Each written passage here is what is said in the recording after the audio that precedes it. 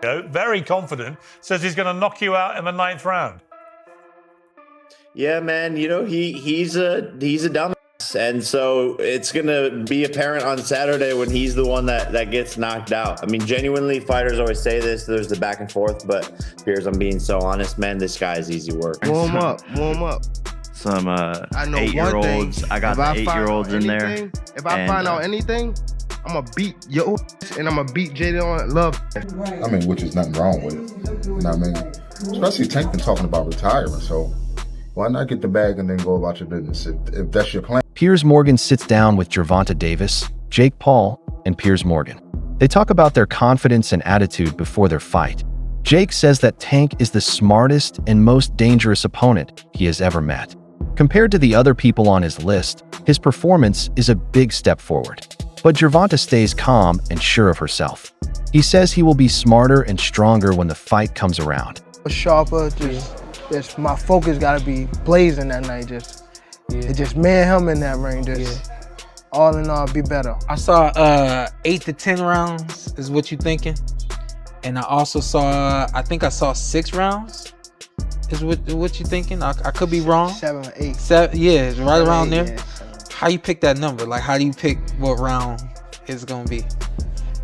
First, his skills. The moment. Yeah. I don't know how durable he is. Mm-hmm. I don't know. I just don't know just yet. But I know if I could get him where I want him. Yeah. That's how long it's gonna take. Yeah. To be a good beating. Do you understand the magnitude of this fight? Do you understand how important this fight is to the boxing game, to the sport? I think I do, but I don't think that he knows. I've been in big fights, but it wasn't nothing like this. Piers Morgan is scared when Jake Paul tells him that everyone will know the truth on November 15th, which is fight night. He is adamant that all predictions and talks will end in the ring. Jake believes that when the cameras are on, his performance will show who deserves to win more than any talk. Boxing has changed from a sport built on skill to a global entertainment industry driven by fame and attention recently. Says he's going to knock you out in the 9th round.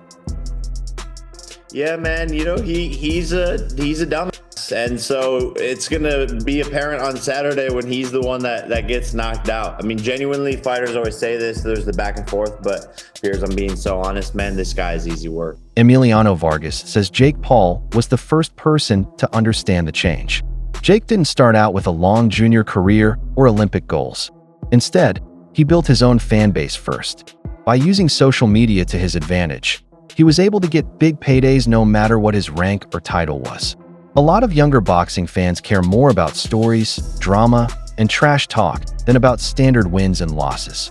Vargas thinks the situation is bad for experienced fighters who have trained their whole lives to compete at the top level.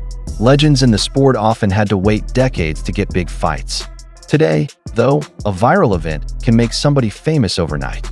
Even though this new way of doing things is exciting and brings in new viewers, Vargas warns that the most important things that make someone a champion, honor, skill, and gained respect, should never be forgotten. To me, not in basketball terms, just such a funny internet game, but explain this to me like a 3rd grader. What is an exhibition fight? I don't even know, bro. I'm gonna be real with you. All I know is that Jake is making, God damn. But when they say look, God bless Jake, bro, because this is what he figured out. He figured out this. He figured out boxing is all about attention. 100%. And he went from Disney to, getting paid. What I told you, world champions that have dedicated their whole life to this sport, they will never get paid. Not even a percentage of what he's making. Yeah. But because attention brings dollars. It doesn't matter if it's a podcast, if it's a movie premiere, if it's boxing. If there's no attention on it, you're not going to make no money from it. This is like the WNBA conversation. That's why they don't make the money, because they don't have the attention. No, for sure. I was at the WNBA yesterday. That shit was lit, bro. It was lit? I was chopping it up with Floyd was there. It was good? Like, people, they won by I think 1 or 2 points. But I was standing up and I was jumping, it was the finals though. Yeah. It's the finals. So, all that aside, I just feel like Gervonta could crack though, bro. Oh, of Gervonta course. could crack. I mean, So this is what I want. He's sparred light heavyweights and heavyweights before. Like, this ain't nothing new. Even taller guys. For sure. Yeah, so what I really want to ask you in regards to that fight is, like, obviously someone like Gervonta is not, in his mind, he's not going to go out there and look stupid, no matter how it goes. Right. No, he's not. But that's what when I see it's an exhibition fight, I'm like, what does that mean? Like, you can still get knocked out. You know, I feel like that means there's not going to be no winner. No effect on the record. Yeah, that's exactly what it means. But you could get knocked out. So you don't think, because, like, you know, the beef now is like, this shit's the WWE. That's what people say about boxing. I mean, like, you're completely right about Jake and what he's done. It's insane. Yeah. But he'll get the WWE. Oh, this is just like, what is this? Do you see it that way? God bless him, bro. God bless. Hey, call my fights WWE fights, whatever you want to call it.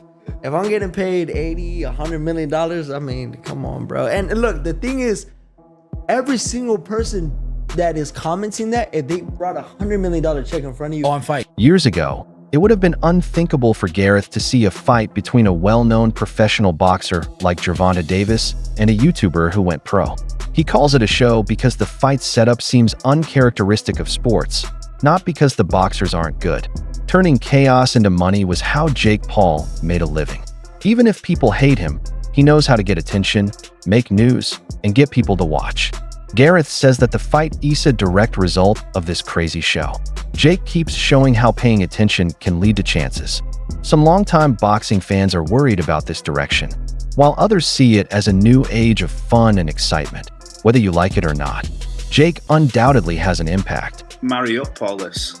Well, there's an end game and a bookend to what Jake Paul's doing, and I think he's getting very close to the bone with this one, because it doesn't really work.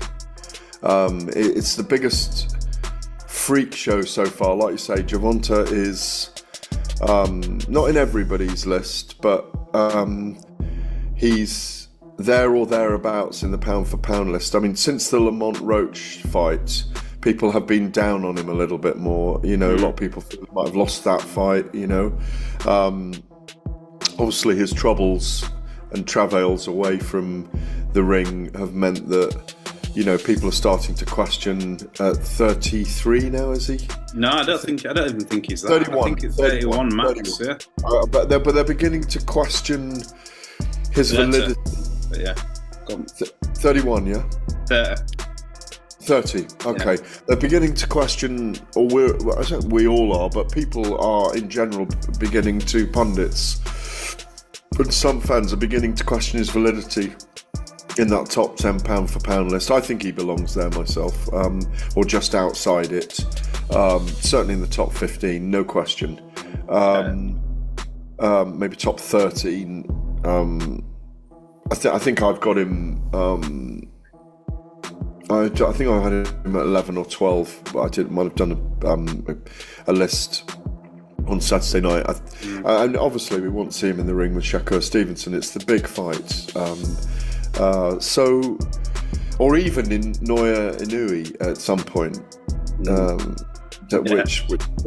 which is a fantasy matchup that I remember dreaming about around the same time I was dreaming about Terence Crawford and Saul Canelo Alvarez a couple of years ago. Mm-hmm. Coach Reg stands up for Gervonta Davis and reminds everyone that the success in the tank didn't happen overnight. He moved up through many weight classes, fought tough opponents, and won knockout fights that made him famous all over the world. Reg thinks that once a fighter rises to that level, people will judge them no matter where they go.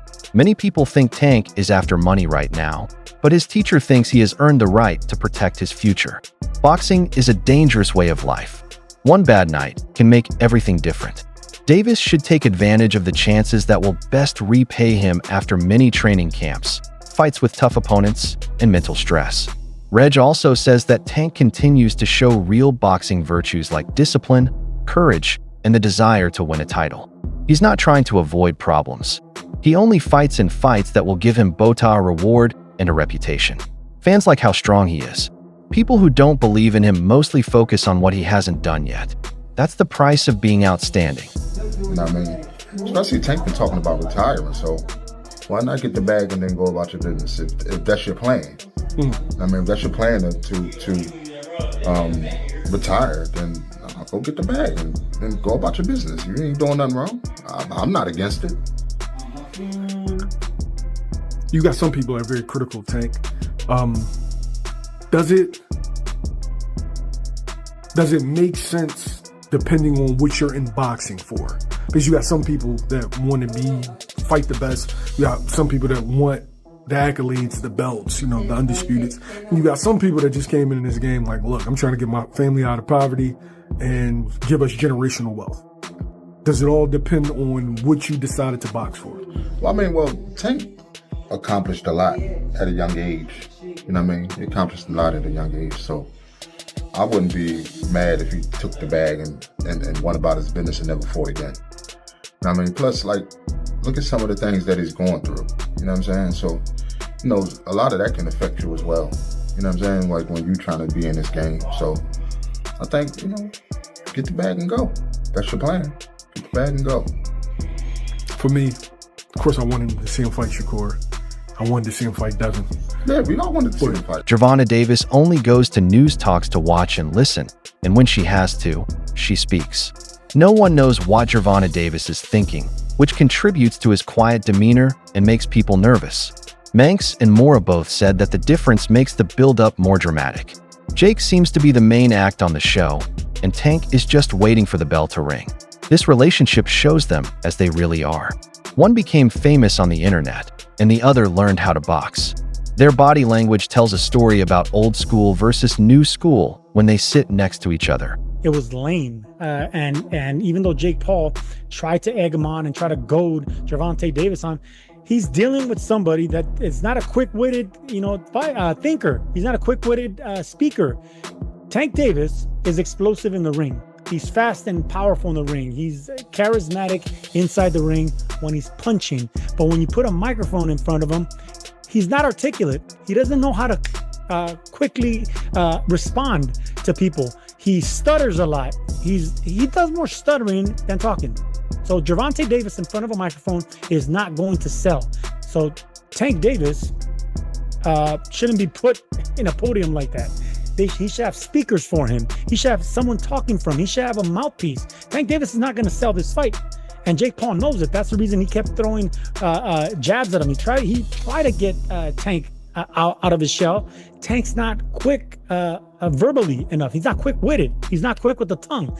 So in order for him to sell this fight, he's going to have an adversary that can spit something back. Like, for instance, Chavez Jr., he didn't have that quick-witted response, but he had the backing. He had the loyal following. And Chavez Jr., like many Mexicans, don't need to speak because they do all their fighting in the ring, and people know that. Tank Davis, I don't know, man.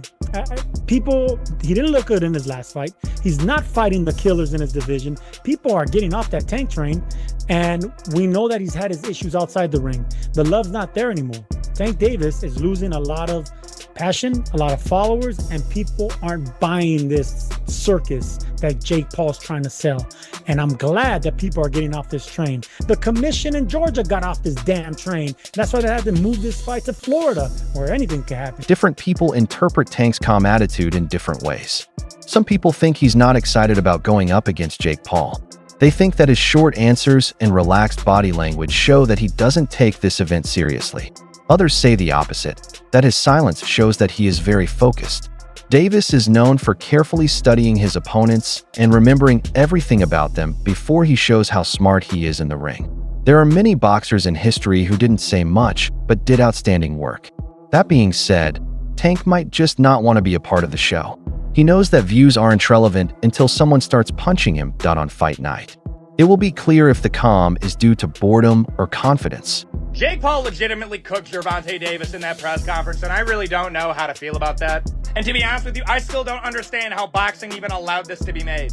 Like, I don't. Like, dog, this is not an overstatement. Like, literally one of the core pillars holding up boxing is like this literal, like, fake superiority complex that they have over literally every other combat sport, despite literally being the least effective main combat sport there is. Brother, kickboxing, Muay Thai, Brazilian Jiu-Jitsu, wrestling. Brother, I put judo over I put boxing. In terms of practicality of combat, oh yeah, 100%. Brother, if Jake Paul makes it competitive against Gervonta Davis, I'm looking at this like, brother. Oh, well, weight difference, brother. Gervonta Davis has been training his entire life.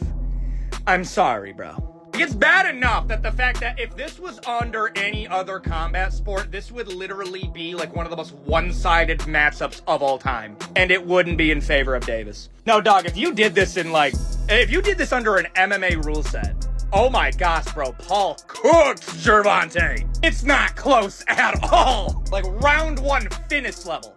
Like, understand this, Gervonta Davis versus Jake Paul is taking place in literally the only combat sport where Davis should win.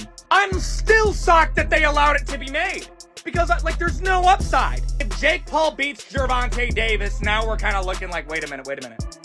What? Like, brother, don't forget. I still think it's a horrible look that Tyson Fury couldn't finish Francis Ngannou. That is so bad. Well, Francis Ngannou's a great boxer. Francis Ngannou, no joke, is one of the worst boxers to ever be in the UFC. He just has absurd power. No, look at the technique of Francis Ngannou. It's not that good. It's carried by power. Like, going into it, like, I'm hyped, but it's also, I'm looking at this like, bro, Gervonta has to finish, bro. Sean Porter has been a boxer for a long time and has seen it grow. He believes this fight shows that money has become the main reason people meet each other. Porter respects Jake Paul's willingness to push himself, but he isn't sure if this fight will help the sport move forward. Additionally, he says that Gervonta Davis, who is now a big draw, sometimes puts money ahead of leaving a memory. Porter is interested in what future winners will try to achieve. He is interested in what future winners aim to achieve, whether it's through years of challenging fights or rapid financial gain. The fights don't make him enraged. He knows how jobs work, but he wants boxing fans to think about what they want the sport to be. Porter isn't interested in this particular fight. Instead, he wants to know what it means for future generations and whether the sport will stay about competition and pride or become just for fun. I go, why are you doing that? How do you sort of see this scenario now for him? Yeah, I don't really know how to feel about it, what to really say about it. I've only been asked this when it's presented to me. That's when I think about it. And I can't really come up with a good answer for it. In a lot of ways, it doesn't make sense to me. Of course, we know the size differential and the list goes on from there. I don't know, man. I think we're entering a generation now, or a phase now where fighters, I don't know if it's fighters, I don't know if he doesn't care about the legacy, or if he feels like this fight doesn't matter, I'll get back to the legacy. I just don't know. This is truly it's not a legacy fight, but of course it is a generational money. Analysts closely following Davis believe his work demonstrates his constant pursuit of excellence. He's been pushed to show something new in every big fight. They think that Tank always goes into the ring with the goal of showing how much better he is as a fighter, no matter how much money is at stake. It's not pride that he stays quiet during news meetings. It serves as a reminder that in boxing, ability, not words, decides the winner after years of success. Analysts believe Davis wants his name to be associated with the best of the modern era, that he understands that a single misstep can undo years of diligent effort. The pressure has him intensely focused on preparation. Legacy needs more than just going popular. It calls for a career full of moments that people will remember. If you're sitting on that toilet and that stool ain't brown or green, if it's red, go to the doctor. Yeah, for sure. But again, Tank Davis and Jake Paul, they fight in November. I personally have Tank. You know what I'm saying? I just don't, because Tank is a little different. He ain't like them other niggas who took a fall. Tank ain't finna take no fall, bro. That's what I think too. I think like Bro got a reputation to maintain. He ain't about to just, you know what I'm saying, sign the deal just for some money. Just for some bread. I ain't like, it's about the money though, for sure. For sure. But I'm not about to. But what they get, like 20, he got like 20 million? But yeah, 20, I ain't gonna lie, Tank probably get 20, 30, 40.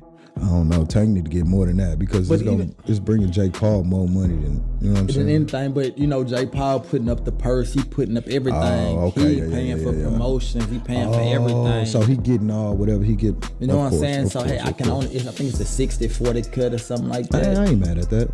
So it's like you getting 40%, and you all got to do is show up and fight. Nah, facts. That's all you got to do is show up. Facts. And then 9 times out of 10, you know what I'm saying, it's gonna be a draw. No. Tank gonna knock his. Well, you think so? Let me not speak too fast, but I know Tank. I pray, and I think I know that Tank is gonna beat him up. Nate Diaz is one of the most bluntly honest sports commentators, especially when he's talking about crossovers. He doesn't waste time taking sides or acting like the rules of boxing don't apply to this fight. He thinks that both fighters are entertaining fans and making a lot of money at the same time. Diaz thinks Jake has gotten good enough to surprise his opponents, but he doesn't agree with the idea that the match is just a competition. Business is the most important thing to him.